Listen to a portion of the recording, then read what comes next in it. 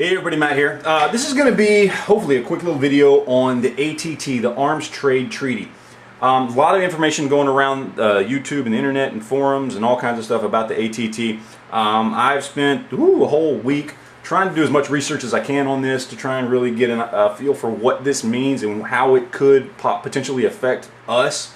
So this is what I found so far. If you don't know what the ATT is, just type in Arms Trade Treaty in Google. Type in Arms Trade Treaty July 2012. You'll get a lot of information on it. I went straight to the source. I went to the UN website and checked some things out. What I've come to the conclusion of as far as guns go and what it could possibly do to us or manufacturers, anything like that, is it could affect the importation and exportation of firearms. Now, what that means is it basically that it could end up costing more money to get your Glock or your SIG or your HK or your XD or your Taurus or whatever, and pick your imported gun. That is if that country is allowed to import at all, depending on their end of the trade treaty. Also, where it could affect things, how it could affect cost is a lot of our manufacturers here in the States, they sell guns to other countries, okay? They sell guns overseas, they ship them overseas. If that were to stop or be impeded in some way, it would cost them sales, which might in turn force them to raise prices to keep up profitability. I don't know, but so then it could maybe possibly affect our cost as well. Those are just possibilities. I don't know. Does it directly affect the citizen? At this point, from everything I can tell, no. But again, I am vehemently against anything that affects distribution, manufacturing, design, retailing, or purchasing of firearms in this country. I think anything that impedes that in any way, shape, or form, or attempts to make it more difficult, is directly opposed to the Second Amendment, and I'm against it for that reason, on that principle alone. So, but again, I don't think it affects gun ownership the way a lot of people think it will. But here's what I want to talk about. I'm going to put links down in the description box down below. How it affects ammunition. Okay, there's a section of the ATT called the IATG, the International Ammunition Technical Guide, or Technical Guidelines. Now, in that, sections 1, 2, and 3 deal with ammunition. 4, 5, and 6 deal with explosives. I'm not as concerned with that right now. But section 3 specifically talks about ammo accounting. It's got a section on inventory management, lotting and batching, import and export of ammunition, and national controls over the end use and the end user of transferred ammunition. Now, what that means is the end use and end user is me and you. And what we do, we are the end user, and going to the range is the end use for that ammunition. We're talking national controls over the end use and end user of transferred ammunition, okay? Now, transferred ammunition basically means stuff that's been imported.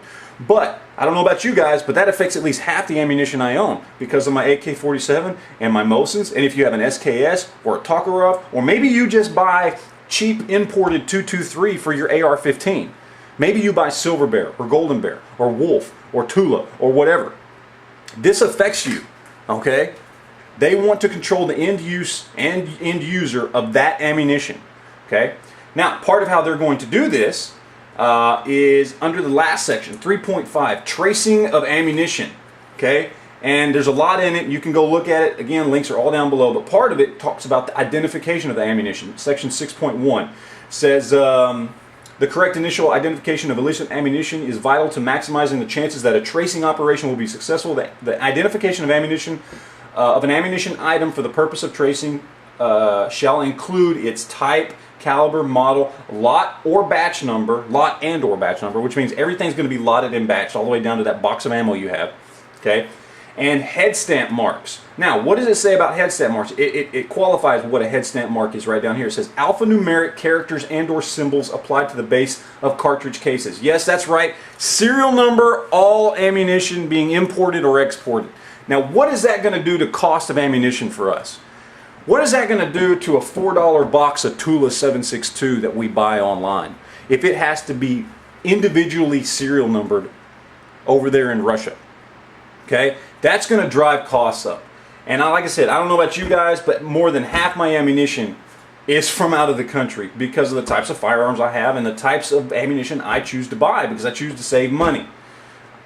What happens if all of a sudden the cheap stuff from overseas becomes twice as expensive as the expensive stuff here? Go into a Walmart or your sporting goods store sometime and just look at Winchester 7.62 by 39. That shit is 15 bucks a box for 20 rounds. Now that's 3 times as expensive as what I buy Wolf or Tula for.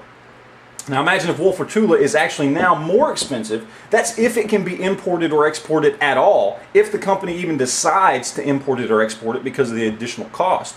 Maybe they just say, screw it, we're not going to do it. And again, that also affects Winchester and Federal and these companies over here because they export a lot of ammo. What happens when they have to buy equipment to start head stamping individual serial numbers on every single round of ammunition they produce? What does that do to their cost? And how is that going to in turn get pushed onto us? Even if we're not buying the exported ammunition, we're just buying the stuff that they manufacture just to sell here in the country. What is that going to do to cost? This is gun control, guys. This is gun control. They control the ammunition. And you know what? When it comes to imported or exported ammunition, when it comes to dealing with other governments' treaties, this does not go against the Second Amendment. This just affects cost. Basically, the government goes, well, if you want to keep shooting, don't buy ammo from overseas. Don't buy guns from overseas. Buy stuff made here in the U.S. We can't help it. It's not us. This is gun control, guys. And this is why we need to be worried about this. Because this is where it affects us the most, is in our ammunition. Okay? It is in anything that is imported over here or that has a potential to be exported, and as far as the cost that it's going to incur on our manufacturers here. This is where they screw us over, guys. Anyway, that's it. Kind of a long video, but I wanted to get this information out. Links are all down in the description box down below. Please go check this stuff out. Talk to the NRA, write your senators, write your congressmen, tell everybody, scream it out, because we got to get rid of this shit. Okay? We got to make sure it does not get ratified. So that's it, guys. Appreciate you watching. We'll talk to you later. Thanks.